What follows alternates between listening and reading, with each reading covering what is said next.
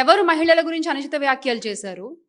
ఎవరు ప్రతిపక్ష మహిళా నాయకుల కుటుంబాలపై బురద జల్లుతూ మాట్లాడారు? ఎవరు మాజీ మంత్రి కూతురు గురించి ఇష్టం వచ్చినట్టుగా మాట్లాడారు? ఎలా మీరు మండలిలో మా ఎమ్మెల్సీని సంబోధించారు? ఇవన్నీ కూడా గనక రికార్డ్ ఒకసారి చూస్తే ఎవరు మహిళలకి గౌరవం ఇవ్వట్లేదు అన్న విషయం అందరికీ అర్థమవుతుంది. ముఖ్యంగా చెప్పాలంటే మన రాష్ట్ర హోంమంత్రి గారు, మన పాయకరావుపేట పాపమ్మ గారు, అనిత గారు, ఆవిడ ఒక ట్రాక్ రికార్డ్ని చూసుకోవాలి. ఒక్కసారి వెనక్కి తిరిగి వెళ్ళి మేము అధికారంలో ఉన్నప్పుడు మీరు ఎలా మాట్లాడారు మా నాయకులను ఉద్దేశించి అన్న విషయం ఒక్కసారి గుర్తు తెచ్చుకోవాలి. అంత హీనంగా, అంత దారుణంగా అయితే ఎవ్వరు మాట్లాడట్లేదు మా పార్టీ నుంచి. అలాగే గత 2 ఏళ్లుగా మీరు అధికారంలోకి వచ్చిన దగ్గర నుంచి మీరు ఎన్నిసార్లు మా మహిళా నాయకుల గురించి మాట్లాడలేదు?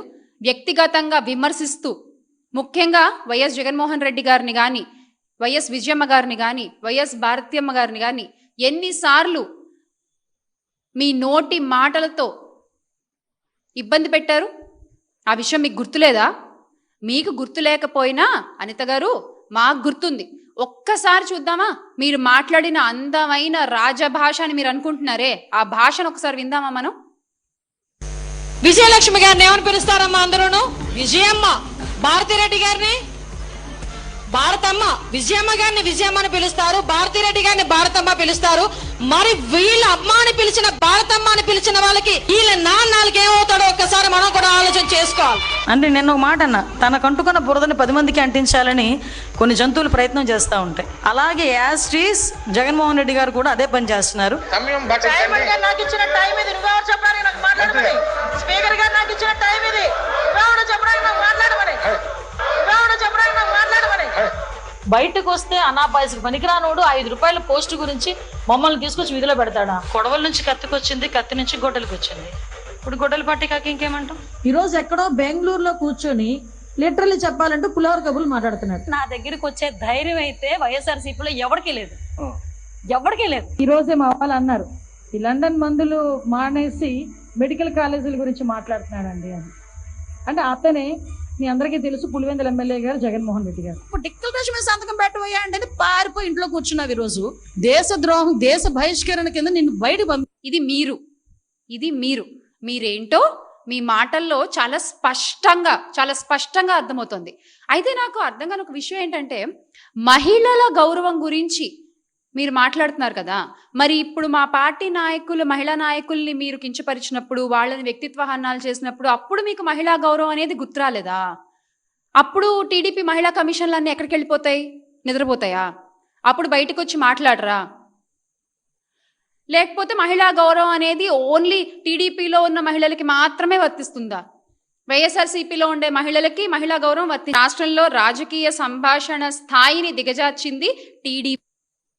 ఈ పదాలు మా నాయకులు ఎప్పుడు వాడలేదే, మా మహిళా నాయకులైతే ఎప్పుడు వాడలేదే. ఈరోజు ఆ సంస్కృతి తిరిగి తమ దగ్గరికి వచ్చేసరికి, అంతే కదా, కర్మ హిట్ స్ట్రాంగ్లీ అంటాం కదా, గట్టిగా తిరిగి వస్తుంది కర్మ. ఈరోజు అది ఒక్కసారి అలా మీకు తగిలేసరికి ఎంత బాధపడుతున్నారు, ఎంత విలవెల్లాడిపోతున్నారు మీరు ఈ రోజున.